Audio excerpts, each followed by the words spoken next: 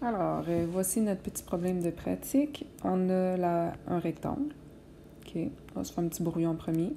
On dit que sa base mesure 10 cm de moins que le double de sa hauteur. OK, donc, le choix du X, ça devrait être la hauteur. Et l'autre, c'est 10 de moins que le double de sa hauteur. Bon, on a nos expressions algébriques. Là, ce qu'on nous dit pour l'équation. L'équation, ça nous prend un égal, quelque chose de égal à quelque chose. On nous dit que la différence c'est une soustraction, entre la base et la hauteur est de 40 cm. Donc, la base moins la hauteur devrait me donner 40. Mon équation va donc être 2x moins 10 moins ma hauteur x qui est égale à 40. Et là, il va nous rester juste à faire ça c'est comme notre brouillon, à le faire au propre. Donc, premièrement, identifier la variable. On a x qui est notre hauteur en centimètres. On peut mettre les unités de mesure en parenthèses. Et 2x moins 10, c'est notre base de rectangle. Si tu veux, tu peux aussi identifier là, avec le dessin. Donc, identif, ça aurait été bon, ça aussi. Juste faire attention à le mettre un petit peu plus propre, par exemple, si tu le fais comme ça. Donc, écrire ta hauteur x, puis ton 2x moins 10, comme ça. Deuxièmement, oui, la base en centimètres. Deuxièmement, on va aller poser notre équation et la résoudre.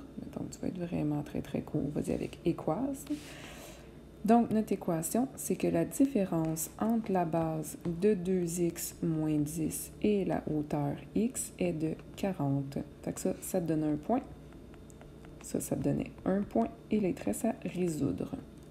Donc, 2x moins x, il nous reste 1x. Moins 10 égale 40. Il nous reste à faire plus 10 de chaque côté. Et notre x vaut 50.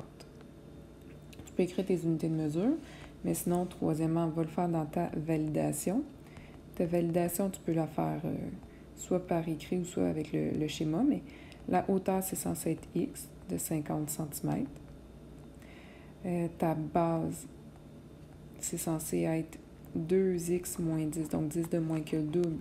Ça fait 10 de moins que le double de 50, ce qui fait 90 cm.